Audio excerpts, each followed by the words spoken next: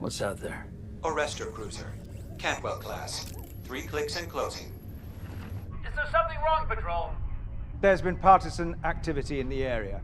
This is a piracy zone. Oh, thank you for the warning. I'll be careful. You'll be standing by. We've covered Imperials, we've covered Rebels, and now it is time to return once again to the world of pirates. I'm Joey from Radio Free Coruscant, and these are the best ships for pirates in Star Wars, Volume 4.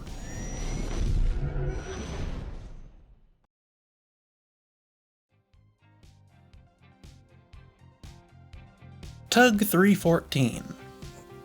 First on our list is the Mandel Motors Tug 314 Space Tug. While it may not seem wise to use an unarmed ship as a pirate vessel, the Tug 314 is probably the only exception. This ship was commonly seen at Republic spaceports and stations, guiding ships into dock. It was equipped with extremely powerful tractor beam arrays and engines that let a pair of Tug 314s safely stop ships as large as a Pelta-class frigate, even one completely out of control. While it may not be able to do so to a hostile frigate, it could almost certainly arrest something like a light freighter with ease. A pirate could pair this ship with a small starfighter squadron escort to ensure compliance and shoot out a target's hyperdrive if they tried to escape that way. You wouldn't even necessarily need to board the vessel to take its cargo either. Just demand your target eject all their valuables, and use the Tug 314's sophisticated salvage scanners to verify that they didn't keep anything aboard for themselves.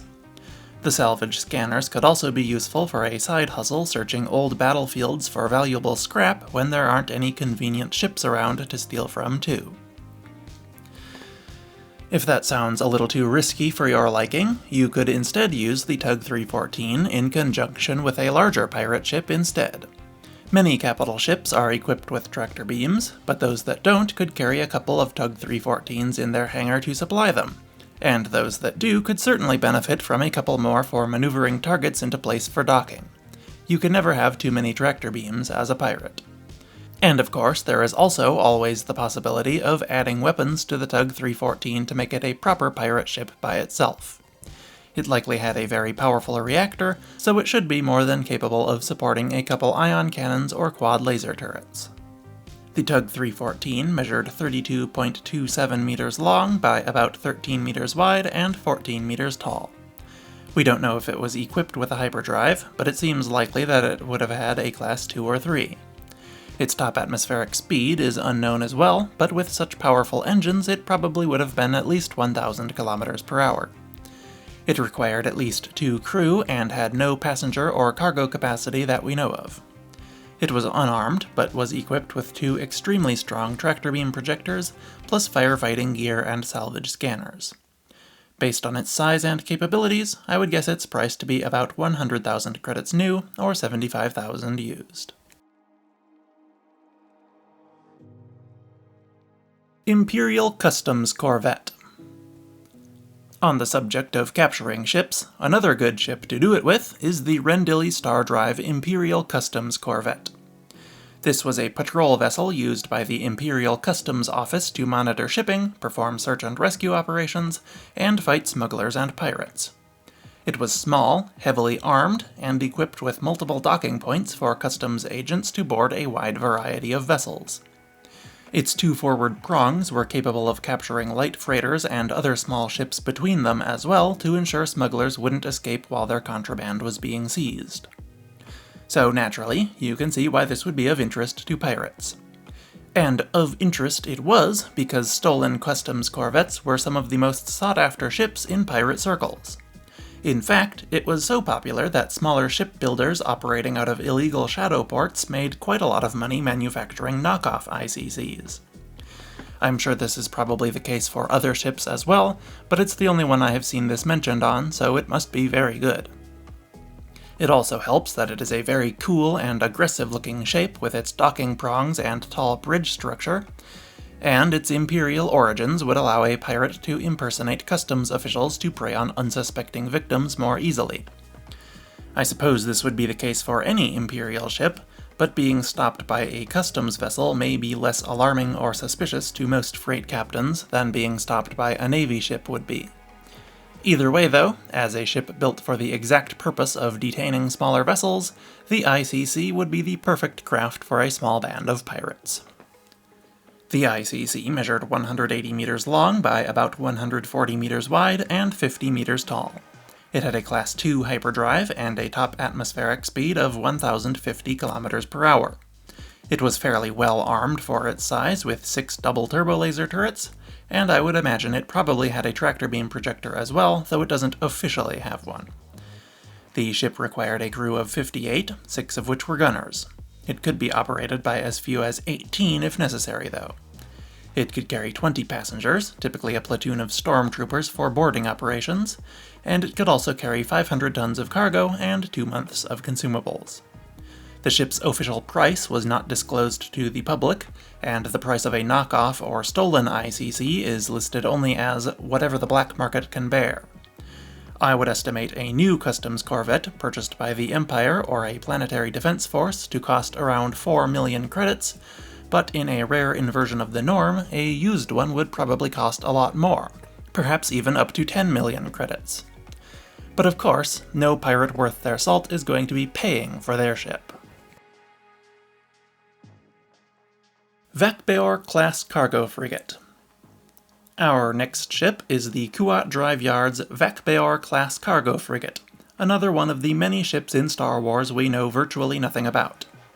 However, we do know that it was popular with pirates, and can infer some things from its design that could explain why. Around 3 ABY, Gallifrey Yards declared bankruptcy and was acquired by Kuat Drive Yards. To make the most of their purchase, KDY created the Vakbeor using Gallifrey design elements and intellectual property. Unfortunately, customers were skeptical after many years of declining quality from Gallifrey, leading to very poor sales and a swift cancellation of its production, with unsold ships being dumped on the second-hand market. This is a tremendous shame, because by all accounts, the Vakbeor appears to be an excellent ship. For starters, it was named after the Vakbeor, the Star Wars equivalent of a tardigrade. Tardigrades are one of the most resilient animals known to science, able to survive extreme temperatures, pressures, radiation, and more, even the vacuum of space. While it's certainly possible that the ship doesn't live up to the marketing hype, this suggests to me that the Vakbeor is meant to be a highly durable and reliable vessel. This would align with its description as being well defended against pirates, but obviously it would make it great for pirates as well. As a cargo ship, it would have a significant cargo capacity for your stolen loot, but interestingly, it also appeared to have 6 large liquid storage tanks. I doubt that even the most foolish ship designer would leave the ship's own fuel tanks exposed to enemy fire like this, so these must be for liquid cargo instead. If true, that would give pirates using the Vakbeor another money-making opportunity by either raiding tanker ships and refueling stations, or even just stealing fuel from regular ships. Now, these are labeled as being cargo bays on the diagram of it in the Last Jedi Cross-Sections book, where all the information on this ship comes from, but they sure look like tanks to me, so that's what I'm going to call them. The ship was also covered in dozens of antennas, making up a powerful long-range communications array. Obviously, this was meant for commercial purposes originally, but you could probably repurpose them into a spy device, scanning comms channels to search for potential targets, or get advanced warning of Imperial or New Republic authorities coming to interrupt your raid. The only potential issue with the Vakbeor are its armaments. Allegedly, it was armed with only 4 laser cannons, which would be almost inconceivable for a ship referred to as a cargo frigate. Even the Rebellion's GR-75s the Vakbeor was inspired by were more heavily armed, with 4 twin laser cannons, and they were less than 1/5 the size of the Vakbeor. However, the 4 lasers number is for the specific Vakbeor used by the Resistance, and likely doesn't apply to a stock vessel. That ship, the Vigil, was actually a pirate ship itself that Resistance commandos captured and turned into their fleet's primary freighter. I could absolutely see them not having enough personnel available to man all the weapons, and deciding to remove most of them in favor of additional armor or cargo space, especially because the crew of the Vigil was just 26, virtually unheard of for a ship of this size. I think a stock Vakbeor would have had probably 10 times that many crew, and a much more pirate-appropriate number of weapons. But if it didn't, that could be good too. You could just add more after all, and surprise your targets when what they thought was a harmless heavy freighter pulls up with a full broadside of turbo lasers and ion cannons. This concept is known as a Q ship. In real life, these were ordinary merchant ships loaded with hidden weapons to bait enemy submarines into attacking them, which would be a great tactic for a Star Wars pirate to employ. But like I said, I am pretty confident that a stock Vakbeor would have been much more heavily armed. Finally, the Vakbeor just has the perfect look for a pirate ship. Its barrel-shaped hull and several vertical masts evoke the image of an ancient sailing ship, and its forest of antennae at the bow give it a highly aggressive look. The Vakbeor-class measured 496.92 meters long by 79.88 meters wide and 154.46 meters tall. Its top speed and hyperdrive rating were unknown, but probably around 1,000 kilometers per hour and a Class II respectively. The only cannon example of a Vakbeor was armed with just 4 laser cannons and 2 tractor beam projectors, but as discussed, I think that was due to the Resistance's lack of resources. In my opinion, a stock Vakbeor would have likely been armed with 8 turbo-laser turrets, 8 point defense laser cannons, a proton torpedo launcher, and of course the 2 tractor beams.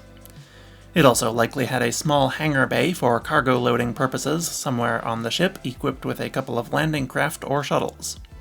I wasn't able to find something resembling this on it, but it may have been on the bottom where we never get a clear look, or had a blast door that fits flush with the hull to disguise it from pirates looking for a way in. This hypothetical hangar could probably be outfitted with 2 to 6 light starfighters for piracy purposes instead.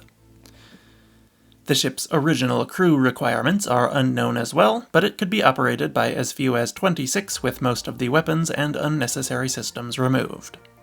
I expect an original Vakbeor to require around 250 crew. It also likely had room for up to 100 passengers, 500,000 tons of solid cargo, 6.5 million gallons of liquid cargo, and 2 years of consumables. The final matter of its price is probably the hardest to estimate due to how little we know about the rest of it. Based on its size relative to Kuat's Nebulon B class frigate, it would probably have cost around 15 million credits new, but its initial unpopularity may have led to a very affordable used price of around 5 million credits. Recusant-class destroyer. I very recently made a video all about the Frigate Volunteers Engineering Corps Horsch-Kessel Drive Inc. Recusant-class light destroyer, and in it I suggested that this ship would be good for pirates. In fact, it's so recent that it isn't even published yet as I record this, though it will be by the time you see it. Check it out next if you haven't already. We won't spend too much time on it since I just covered it, but it's worth taking a closer look at the Recusant's pirate potential. This ship was a large and moderately well-armed separatist capital ship with a couple of features I think pirates would be quite fond of. For starters, it was highly automated, and could almost be considered a giant droid itself. It did require a few hundred droid or organic crew, but it was largely controlled by an onboard droid brain. This wasn't especially good at its job in fleet battles, with tendencies to collide with friendly vessels and over-focus on a single target at the cost of ignoring bigger threats or more lucrative targets that may appear, but for pirate situations that shouldn't be too big of a deal. A pirate ship probably won't have to worry about more than one target at a time, or have many, if any, fleetmates to run into. This level of automation would give a pirate the ability to use a very large and powerful ship without having to hire thousands of additional hands. The other feature of the Recusant that would be useful to a pirate would be its complement of 40,000 battle droids. The base model Recusant did not include any landing craft to deploy these for ground combat, and they were instead meant for both committing and defending against boarding actions. Assuming one could find a used Recusant with its battle droids still aboard after the Clone Wars, these would be incredibly helpful. This would be more than enough droids to not just raid basically any target vessel, but even outright capture them as long as there were a few pilot battle droids among them to fly the ships. And speaking of droids, it could also carry a few squadrons of vulture droids in hollow spaces of its hull. I'm not sure how likely you would be to find a scrapped recusant that still included all that, but I'm sure there are at least a few out there. Plus, the Corporate Sector Authority inherited a few after the war, so perhaps you could just take one of those if you can get past their 40,000 droids. The base model Recusant measured 1,187 meters long by 157 meters wide and 163 meters tall. There was also a second version that was over twice that size and had an extra pair of hangar bays, but we'll just focus on the more reasonably sized original for now. Check out the full video on the Recusant for more. The ship had an unknown top atmospheric speed, perhaps around 850 km per hour, and a Class II hyperdrive. It was armed with 1 prow heavy turbolaser cannon, 4 additional heavy turbolaser cannons, 5 regular turbolaser cannons, 6 heavy turbolaser turrets, 12 dual light laser cannons, and 60-point defense laser cannons. Maybe not a whole lot for its size, especially if you got the larger version, but still more than enough for piracy needs. It could also carry several squadrons of vulture droids, and the larger variant had an external docking clamp for a C-9979 landing craft. The ship had a crew of 300, typically droids, and could carry an additional 40,000 deactivated battle droids as either passengers or cargo, depending on how sapient you consider B-1 battle droids to be. It could also carry 2 years of consumables and 10,000 tons of cargo, and came in at a cost of 61 million credits. Cantwell-class arrestor cruiser. And finally, one of the best ships for pirates in Star Wars is the Kuat Drive Yard's Cantwell-class arrestor cruiser. This vessel was designed for the Imperial Navy and the Department of Imperial Justice, and could be found both defending sensitive Imperial installations and patrolling known rebel and smuggler hotspots. Much of what I said about the Imperial Customs Corvette also applies to the Cantwell-class, just at a much larger scale. The ship was designed to detain suspicious vessels with its powerful long-range tractor beam array and drag them in for inspection. It could send boarding parties to target ships with its TIE boarding craft, or disable them with its ion cannons if they proved uncooperative. It goes without saying that this would be indispensable for pirates, as keeping ships intact and stationary makes pillaging them a lot easier. It would probably be wise to pair a pirate Cantwell with a few other vessels, though, as its weapons were not as impressive as its tractor beams. Perhaps a couple of corvettes or light frigates would be in order, but even a few gunships or heavily armed freighters would probably be sufficient to supplement the Cantwell. Personally, I would pair it with an ICC and really double down on impersonating Imperial officers. Grab a freighter with the Cantwell, and then send the ICC out to dock to it and steal all their valuables. Capturing a Cantwell would probably be a bit more of a project than the other ships on this list. Most Cantwells were stationed at Imperial construction sites, bases, and other locations where any action against them would be immediately noticed and reinforcements would be dispatched. However, they were occasionally sent out on solo patrols as well, and this would be the perfect opportunity to strike. Send out a decoy vessel to act suspicious and attract their attention, and then land some pirate shuttles in the Cantwell's hangars when its tractor beam is occupied with the bait ship. It did have a fairly sizable crew, though, and a complement of 144 stormtroopers, so this would be quite difficult and risky, but the payoff would be well worth it in my opinion. Another option would be to surveil various Imperial repair yards and wait until a Cantwell-class came in, then steal it while it was undergoing maintenance and running on a skeleton crew. However, you would need a lot of patience for this, as the Cantwell wasn't a very common ship and tended to stay out of major battles, so opportunities to steal one in this vulnerable state were probably extremely rare. It would be a lot easier than hijacking an active one, though, that's for sure. The Cantwell-class measured 1,363.13 meters long by 667.42 meters wide and 229.78 meters tall. It had a Class 2 hyperdrive and a top atmospheric speed likely around 900 km per hour.